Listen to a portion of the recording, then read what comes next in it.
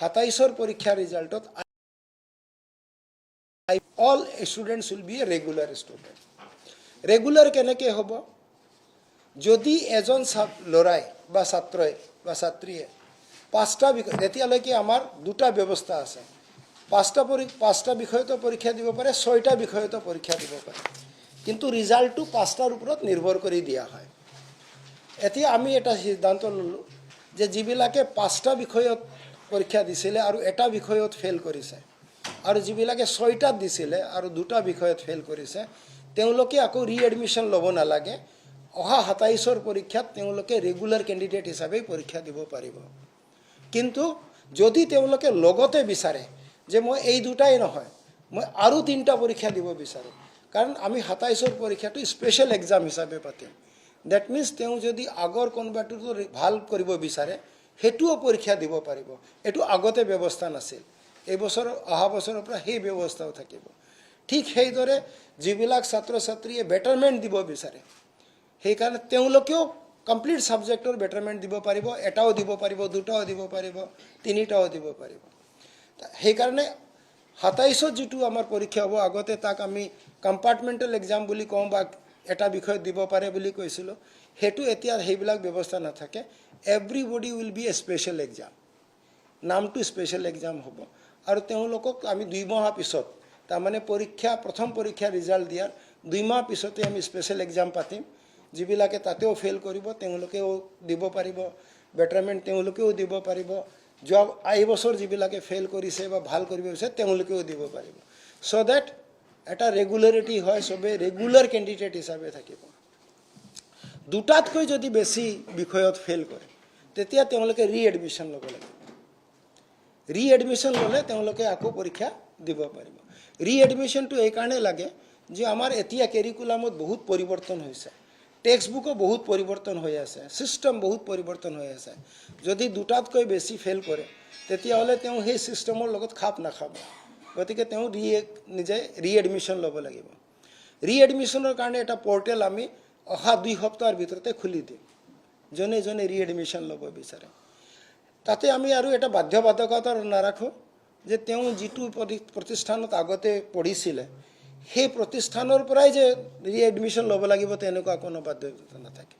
তেওঁ ভাল পায়, যে মই এতিয়া ইয়াতে কৰিছিলোঁ, বেয়া হৈছে, এতিয়া মই গাঁৱত গ'লোঁ, গতিকে গাঁৱৰ এখন স্কুলত এডমিশ্যন ল'ব বিচাৰোঁ, তাতেও তেওঁ ৰিএডমিশ্যন ল'ব পাৰিব। তেনেকুৱা এটা সুবিধা আমি কৰি দিব বিচাৰিছোঁ, যাতে আমাৰ ছাত্ৰ ছাত্ৰীসকলে ভাল ফলাফলৰ ফালে আগবাঢ়ি যাব পাৰে, ভাল হ'ব পাৰে। তাৰ কাৰণে অহা বছৰৰ পৰা সেই ব্যৱস্থাটো থাকিব। যেনেকৈ মই কৈছিলোঁ, আমি যে হাইস্কুল শিক্ষান্ত পৰীক্ষাত আমি এটা স্কিল চাৰ্টিফিকেট ছেপাৰেটলি দিছোঁ, ইতিমধ্যে সকলো ছাত্ৰ ছাত্ৰীয়ে পালে যিসকলে স্কিল ছাবজেক্টত বহিছিলে। ঠিক একেধৰণে হায়াৰ ছেকেণ্ডেৰী পৰীক্ষাতো যিসকলে স্কিল ছাবজেক্টত বহিছিলে, তেওঁ ফেইল কৰক বা পাছ কৰক, তেওঁৰ যদি স্কিল ছাবজেক্টৰ প্ৰফিচিয়েঞ্চি আছিলে, তেতিয়াহ'লে তেওঁ এটা চাৰ্টিফিকেট পাব। লগতে মানে 2টা চাৰ্টিফিকেট পাব, এটা চাৰ্টিফিকেট কাম মাৰ্কশ্বিট আৰু এটা স্কিল চাৰ্টিফিকেট এই বছৰো পাব। আগতে আমাৰ এইটো আমি অৱশ্যে 11ত অলৰেডি ডিক্লেয়াৰ কৰিছিলোঁ। আগতে আমাৰ অলপ পাছিং মাৰ্কৰ এটা এম্বিগুইটি আছিলে। কোনোবা এটা ছাবজেক্ট দিলে 36 পাছ হ'ব লাগিব, কোনোবাটো দিলে 37 পাছ হ'ব লাগিব, কোনোবাটো 30 হ'লেই পাছ হৈ যায়। আমি এইটো গুচাই দিছোঁ। এতিয়া চব ছাবজেক্টতে 33% পাব, ইকুৱেল লাইক দ্য CBSE, ছ' ডেট কোনো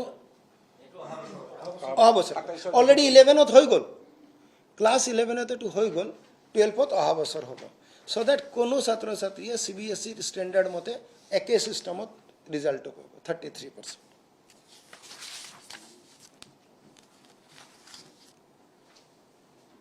আগতে আমাৰ কিবা 5টাও দিব পাৰিছিলে, 6টাও দিব পাৰিছিলে।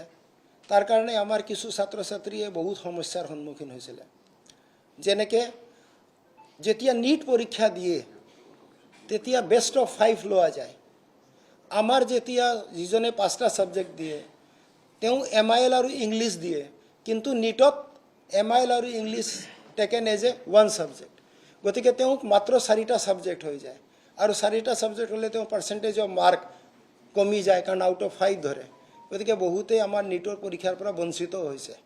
সেইটো আঁতৰাৰ কাৰণে এতিয়াৰ পৰা 6টা ছাবজেক্ট দিয়াটো কম্পালচৰি কৰা হৈছিলে 11তেটো হৈ গ'ল এবাৰ 12থতো সেইটো কম্পালচৰি থাকিব 6টা ছাবজেক্ট থাকিব চেঞ্জ অফ মাৰ্কছৰ ক্ষেত্ৰতো আমাৰ পোৰ্টেল খুলি যাব ৰিএডমিশ্যনৰ পোৰ্টেলো খুলি যাব গোটেইটা পোৰ্টেল আমি অহা 2-3 দিনৰ ভিতৰত ৰি এক্সামৰ খুলি যাব আৰু যেটো ৰিএডমিশ্যন আছে এটো আমি এক সপ্তাহ পিছত 2 সপ্তাহ পিছত খুলিম কাৰণ এতিয়া আমাৰ জেনাৰেল এডমিশনৰ প্ৰসেস চলি আছে গতিকে সেকেন্ড ৰিএডমিশ্যন ইন ক্লাস 12 এটো আমি 2 সপ্তাহ পিছত খুলি আছো